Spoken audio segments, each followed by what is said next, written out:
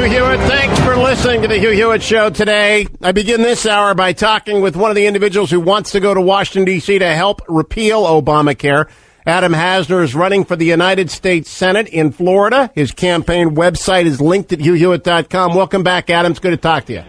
Hey, great to be back with you. Thank you. Let's start at the beginning, Adam. You heard all the candidates there after Monday night's debate. Have you got a favorite in the presidential race yet? I don't. I'm focused on making sure that we take back the United States Senate and defeating Bill Nelson, who's been the biggest cheerleader for the Obama agenda, and that's what my mind is focused on. But I did watch the debate. I agree. Any one of them on the stage would be better than Barack Obama. Now, they all are pledged to repealing Obamacare. Let's just make sure you are as well. 100%, absolutely. And I think what's most important about repealing it is that if it does get implemented, that is going to create an entitlement that I think takes us over a tipping point that we can never return from. And that's why this election is so important, that we can send reinforcements to Washington, D.C., who are committed to repealing Obamacare and replacing it with a patient-centered system that's going to reduce costs and improve quality of care. Now, Adam Hasner, in terms of why people, I got a call over the weekend, actually, it was a tweet. Who should I start supporting? People want to get involved in the 2012 cycle. And I said, you can look at Adam Hasner, you can look at Josh Mandel, you can look at Ted Cruz for United States Senate candidates who will fundamentally change the way that politics is done in D.C. So make the appeal to a national audience. If they're looking to get involved in a campaign, financially or as a volunteer, why Adam Hasner?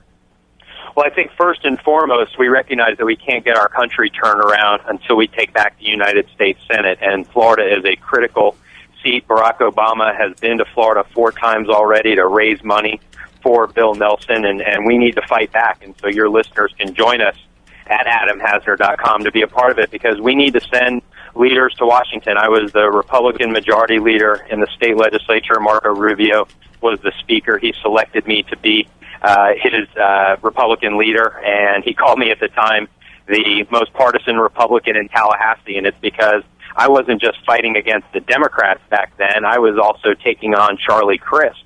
Remember, he was a governor trying to move the party to the middle, and I was saying Republicans don't need to be less partisan. Republicans need to be more principled, and that's what we need in Washington right now, are conservatives who are going to go up there and take on the Democrats on the big issues of the day, spending and taxes and the debt and entitlement reform, but who are also going to stand up to Republicans within our own party who stray from the limited government principles that we need to implement in order to get our economy going again, grow jobs, and have a much more sustainable future. And so that's why I have been out campaigning around Florida, talking about my vision for what we need to do, and it's different from my Republican primary opponents who don't believe that there need to be any changes made to Medicare or to entitlements, and certainly who are not going to stand up and speak out. They're more concerned about political consequences, and I'm more concerned about what are the consequences to our country if we fail to act boldly.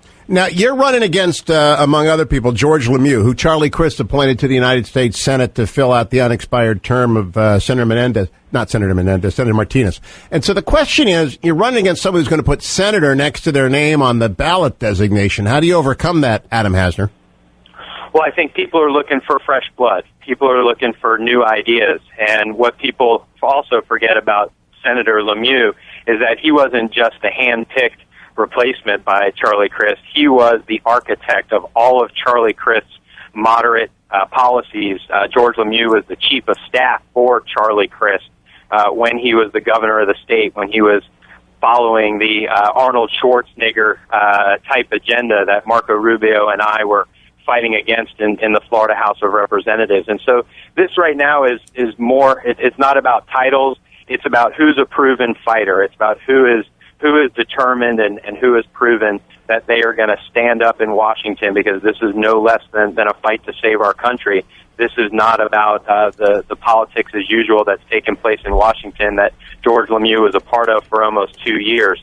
This is about new blood and new ideas in Washington, and that's what I represent. Now, in terms of the amount of money that you've got to raise, Adam, how much are you talking about for a statewide primary campaign?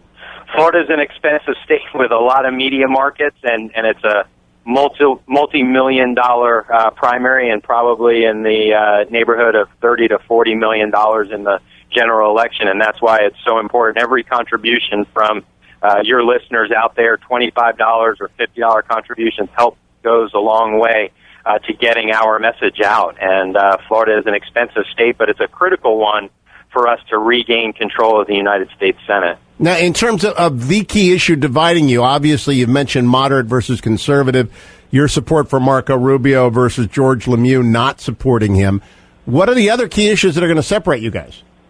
Well, I think what the most important issue right now is who's going out and telling it like it is. I think we recognize, and as I've been talking about, that our entitlement system is unsustainable, that Medicare is going insolvent. And while some people would say that's an issue to stay away from in Florida, I think it's one that we have to have an honest conversation about, because Florida has the highest per capita population of Medicare recipients in the country. And Florida seniors have the most to lose if we don't save Medicare. Because if we don't do what's necessary to reform the system and bring down the cost of health care, future generations are going to be burdened with crushing taxes, higher taxes, with a lower standard and quality of living, and also a loss of personal freedoms. And so this is a campaign where you can't be worried about losing an election, and I'm not. I'm more worried about losing our country, and that's what this fight is about. I feel that America is not too big to fail, and we right now have a great opportunity after the 2010 elections, when we sent that first wave to Washington, that we can send limited government reinforcements to Washington, D.C. to back up the Marco Rubios and the Mike Lees and the Jim DeMints who are up there fighting to help get our country back on the right track. All right, Adam Hasner, last question. I'm on in a lot of places in Florida, but I don't have a great feel for the Tea Party movement in Florida. Is it as vigorous there as it is, say, in Texas and California and elsewhere? I would say Florida has one of the most vibrant Tea Party movements, whether it's the Tea Party or the 912 or the other constitutionalist groups. These are people who woke up in 2010 and got out to the polls and were paying attention. They're more educated and energized than ever before. They've supported candidates like Alan West and Steve Sutherland and Dennis Ross, who are fighting the fight up in Washington. And I think they are demonstrating that they are not beholden to a political party, that what they care about are principles and fighting to save our country. And so I expect that what the Tea Party did in 2010 to save the Republican Party, here in Florida, they're going to do their part to make sure that we get our country back on the right track.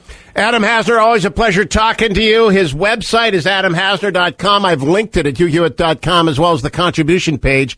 If you want to go to Adam Hasner and send him $25, $50, or $100, that's one raise you can contribute to with great confidence that your money's going to a conservative who will be a constitutional conservative when they get to D.C.